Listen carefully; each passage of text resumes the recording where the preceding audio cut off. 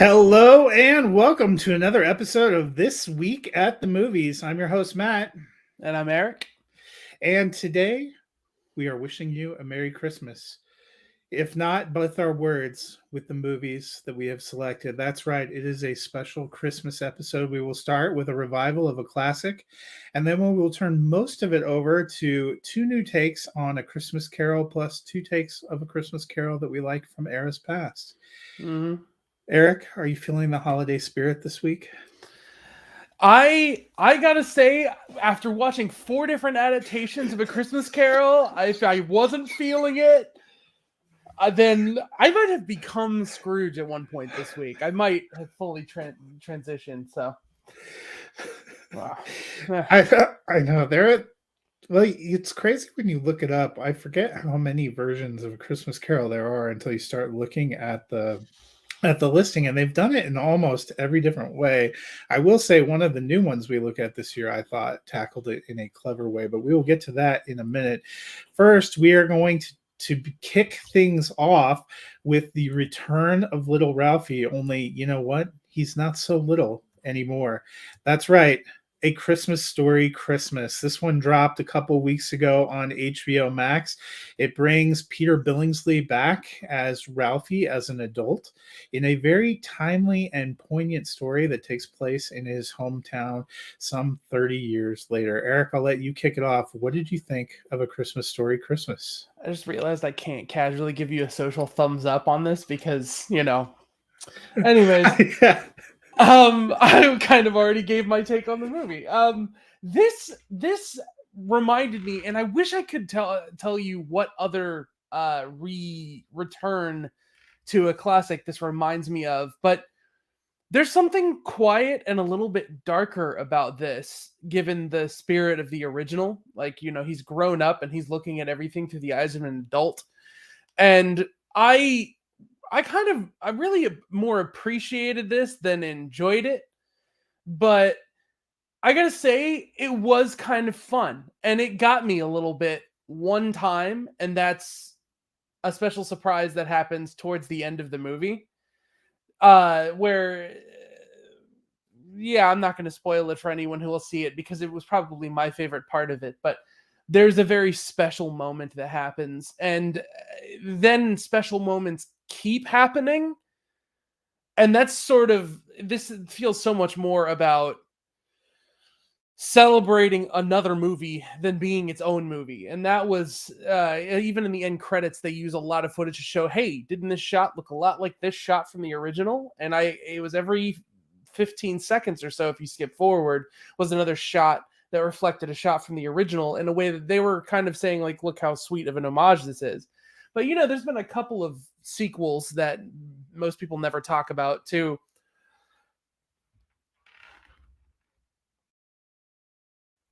A Christmas story, A Christmas Story.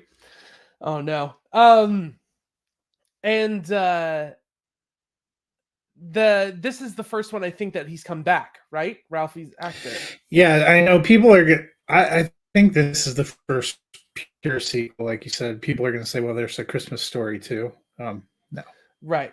This definitely feels like a direct connection to the original, with the sort of spirit and heart of the original, but it's not playing like the original because it's grown up.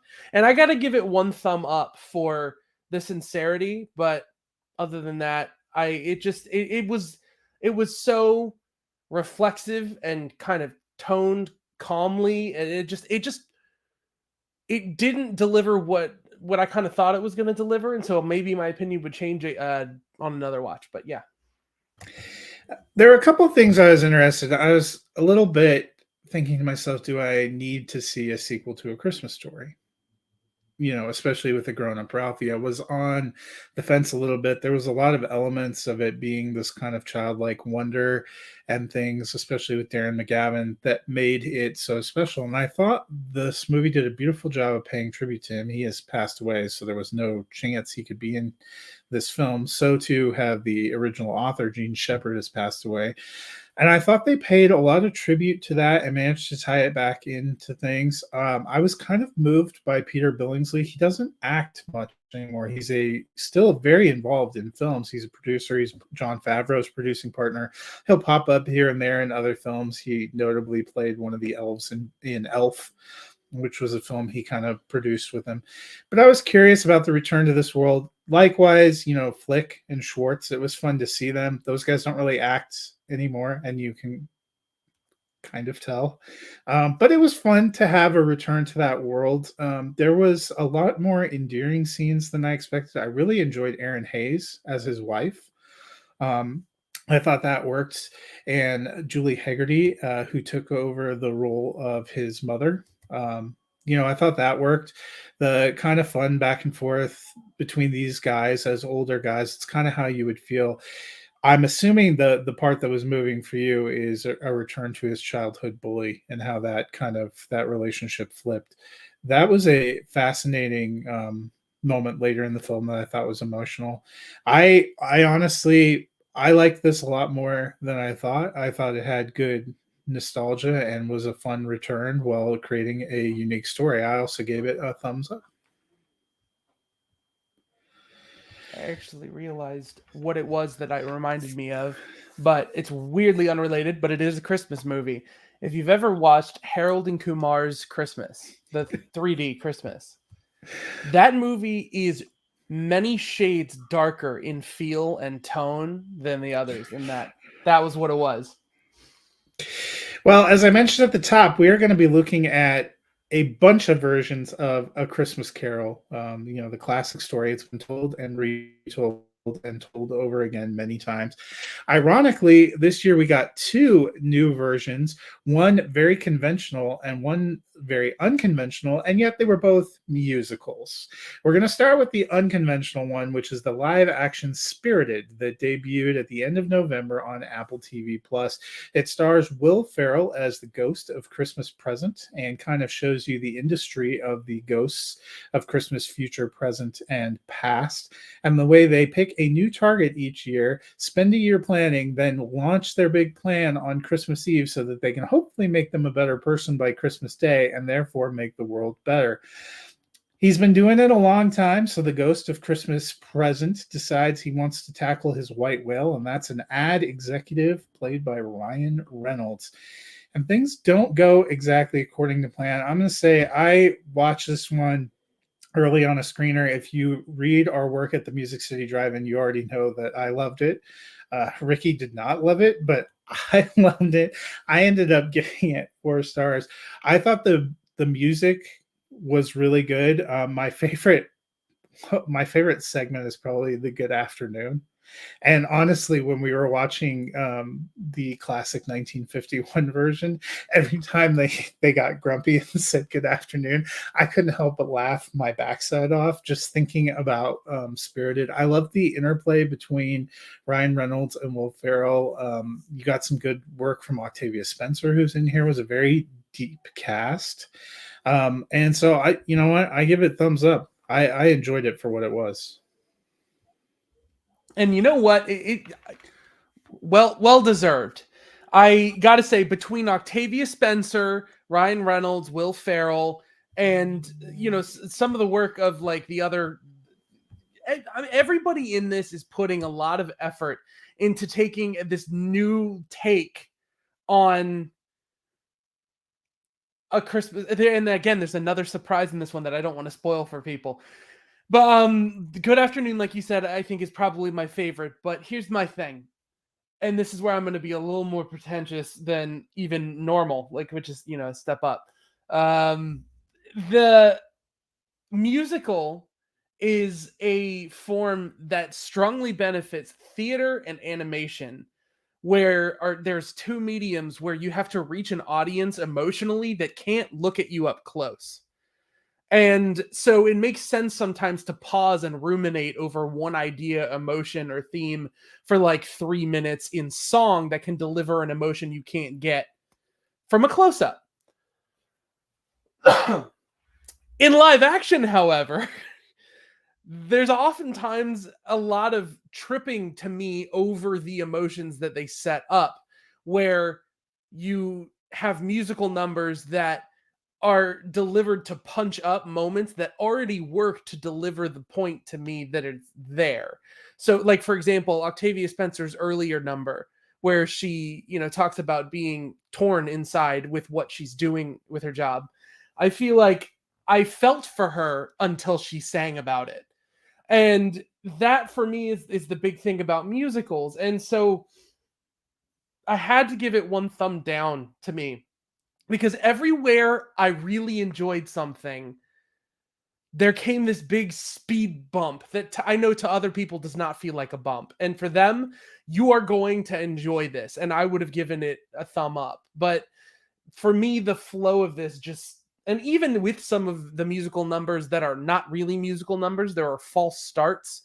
Like when he meets Jacob Marley, Ryan Reynolds, and that is written for him to intentionally stop the musical number from progressing. It's like, okay, my frustration is already that these things stop forward momentum, and here we are stopping the forward momentum of the thing that stops the forward momentum. And so I definitely believe that there's talent and worth and value to this. It just wasn't for me. So. And it makes sense here that we would be split, because from what I've seen, when I watched an early screener before it dropped anywhere. I watched it before it even had its limited theatrical run, and I loved it.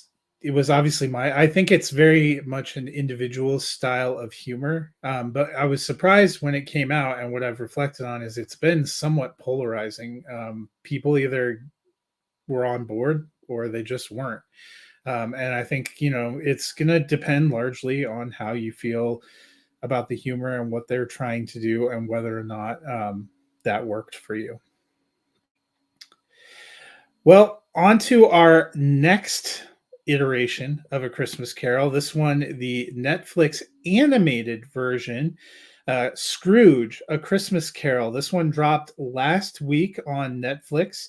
Eric, I will let you lead it off. Yeah, there's something. Apologies. Pollen in the air. Sickness in my week. But yeah, the in this musical, this looks like the same animation style as this movie called Sea Beast that Netflix released, that was by the director of Moana. And there's something about this that is, slightly. I'll flash the style because I forgot. Yeah, there's sometimes a lot of people feel like DreamWorks has their own style of animation, Disney has their own recognizable style, and even that stands apart in subtleties from like Pixar. And this clearly, all of these feel like they could live in the same world. But I just, for one say, I want to say I appreciate that style wherever it's coming from. But this is where the musical number comes into me, that I can feel a little bit more emotion while they can stay true to that style that's somewhat limiting facially to performances that would come from the actors. I thought Luke Evans was spectacular, and I tried not to be biased because for some reason I just involuntarily like Luke Evans a lot in most of the things I see him in. And oh well, anyways. Yeah, I really, you could see his aura through the image. And I just really think that this delivered exactly on the flip side of what I said about Spirited. And while it doesn't have the humor and the originality of Spirited, the emotions work for me flowing in and out of the musical numbers. And it's such a classic story that as long as you hit certain beats correctly, it really works. And so I'm also giving this one thumb up. There's definitely more impressive spectacles in some ways in other adaptations, and there are different takes that lean into different elements of the story. But this is one that works. Yeah, and this is definitely a more conventional approach. And like you said, it had a strong voice cast. Luke Evans is in it. So is Olivia Colman. So is Jessie Buckley. I mean, that's some pretty impressive lineup. Some of the musical numbers I didn't mind. But in the end, I just really didn't gravitate toward this. I kind of nothinged it, which I guess is mean and a little bit unfortunate. But just the way it ended up going. It was a little, I felt like, okay, I've seen this play out. I guess what drew me partially to Spirited was it was an approach to material I hadn't seen before. That's the same thing that draws me to when I pick my favorite classic version, is doing something different. This felt like a pretty conventional approach to the story that they just happened to animate and add a little bit of music. I didn't mind it, but I kind of gave it one thumb down. I mean, you can find this version of A Christmas Carol in a whole lot of places. It wasn't terrible. It just, to me, it was kind of forgettable. And that was ultimately, I was like, should I give it one down? That feels mean. And I was like, if I wasn't doing the show, I don't know if I would have remembered I watched it, because I'm in the middle of all these other things. If I hadn't had to make notes on it. 100%. I can't disagree with all the reasons to do it. Just like Spirited, I can't disagree. So, Yep. Well, like we said, this is a big week for A Christmas Carol. So before we get out of here, Eric and I wanted to highlight two past versions of this story, of which there are many, many. You can get your Muppet version, you can get your uh, old British version, you can get your seeing it your from other old British version, you and can third see it. old British version. Yeah, you can get your Guy Pearce really dark version. You can get the version where Dan Stevens plays the author writing A Christmas Carol version. But Eric, I'm going to let you go first. The version you picked is the 1951 version of A Christmas Carol called Scrooge. If you look on some of the classic artwork, I guess it was originally called A Christmas Carol. Yeah. Which is kind of fascinating. And in fact, IMDb actually still lists it as A Christmas Carol. Mm-hmm. But That was what makes it so hard to find. Yes, I had to do my work. I don't know where you might own it because you like it. I had to go onto YouTube to It find is free on 4K on YouTube. Yeah, Somebody did some restoration, and that is where I watch it. And right there, what you just saw, Alastair Sim, that Ebenezer Scrooge, is the reason why this one works for me. This is an entry secretly, also from my co-host of This Film Not Rated, Curtis. He introduced this version to me after I had originally pointed out how surprised I was by this one, after hearing all about the dead-eyed CG animation of Robert Zemeckis' work with Beowulf and all that. I was surprised by it, and he was like, "Oh, my favorite is this one, like this one from 1951." And I was like, "All right." And I watched it, and it's the one where Scrooge, and I completely understand why they call it Scrooge, because he's like the star. Like, there are many elements at play, and a lot of times the ghosts are co-leads. Like in this, Gary Oldman plays all of them, so Jim Carrey and Gary Oldman are co-stars. But just I love. There's something that has to be pulled off really well about when Scrooge wakes up at the end and has to deliver his turnaround. And there's something particularly believable about this performance for me, and I just love it. I just like, it was really caught off guard, and I really enjoy it. And it's one of those things where you can tell there's a spark of originality that subsequent adaptations try and recapture, and I always appreciate that. Something that feels just a little bit newer, even though it's been done over and over again. Yeah, and I really enjoyed Alastair Sim in the role. I also thought for 1951 they were pretty creative in the way they did the ghosts and the way they filmed that.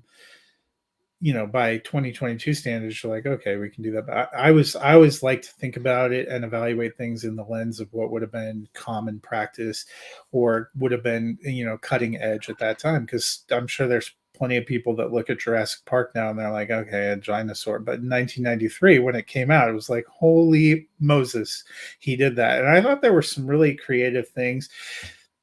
Everyone's familiar with the story. So basically, it's either got to do something new and creative, or it has to have really strong performance, or both, to kind of stand out. And I think that's probably what helps 1951 version stand out. They were creative in the way they tackled it, and you have a strong lead in Alastair Sim.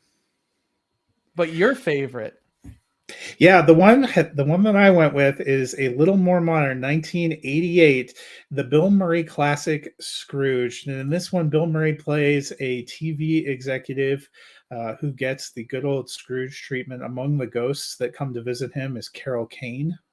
So always a good time. This one, a little bit of a different kind of take on it, a little bit of a more comedic take. And like I said, you're familiar with the story. The ones that make it stand out for me are when they do something a little bit different. This one actually directed by Richard Donner, who you don't necessarily think of as doing kind of a Bill Murray comedy. It has Karen Allen in it.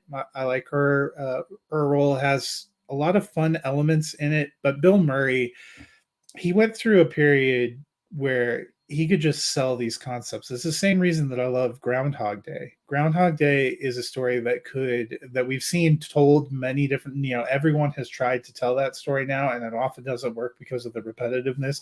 But Bill Murray makes it fun and unique and feel fresh and like he's having a good time. He does that same thing here with Scrooge. You get a TV executive, Frank Cross, who's up in his office on Christmas Eve trying to run a live Charles Dickens A Christmas Story special, which makes it even more hilarious. Who's kind of, he's a quintessential jerk who needs to be taught a lesson. He goes through all of these things, but it's the way Bill Murray reacts to them and the way the story plays out. I've just always enjoyed it.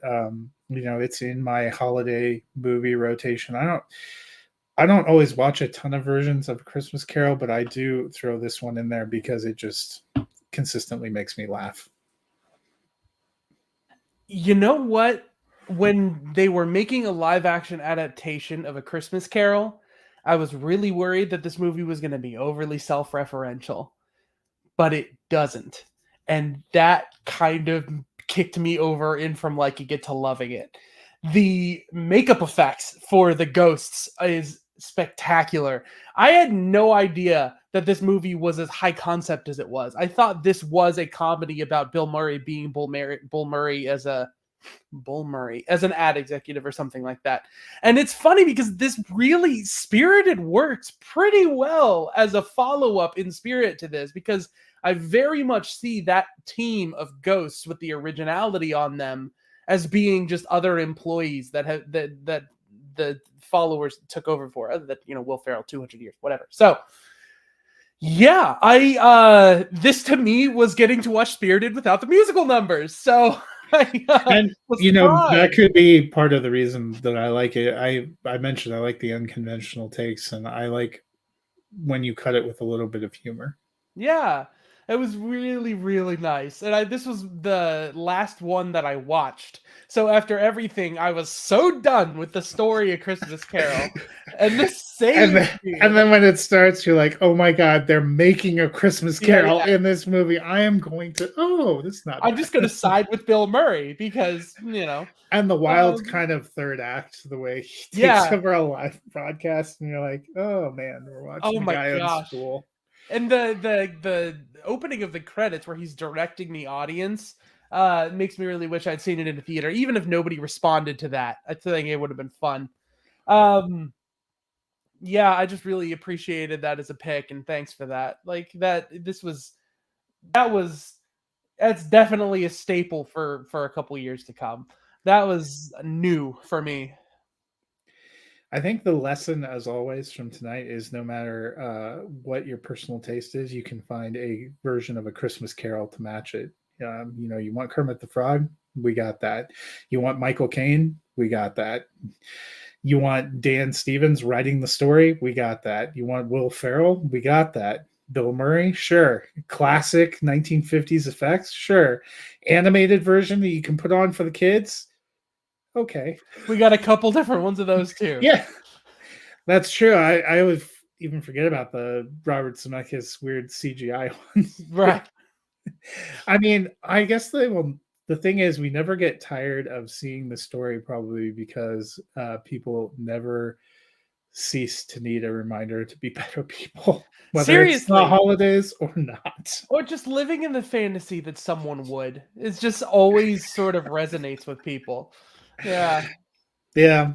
Well, that's going to bring our Christmas Carol episode to a close, but never fear, we will be back next week with a very big episode. We'll have a special guest, Ricky Valero, who will be joining us. We are going to be tackling James Cameron's follow up to Avatar Way of the Water. I know Eric is pumped to see it. Ricky already saw it and said that he enjoyed it. I have already purchased my ticket, so I am ready to go. We will also be sharing some more favorite Christmas films. Can't wait to hear what everybody's favorite Christmas comedies and children's specials are. And then I wanted to alert you, we will not have live episode the week of Christmas because both Eric and I have a powerful desire to stay employed and married. Yep. So, but we are recording a special episode with Ricky that will have the three of us going over some of our best of the year, and that is going to release during Christmas week on the Music City Drive-In and on the Drive-In YouTube page, so you can be on the lookout for that. But until next week, Eric, should the people go out and find a version of A Christmas Carol? You gonna watch 3 or 4 more? I think I'm hooked. I think that's I'm stuck. I've not really woken up yet. And at the next strike of the next hour, a new version of A Christmas Carol is going to come on, and I'm going to be watching it. But join me. So I hope you enjoy your week watching A Christmas Carol, and we'll see you next week at the movies.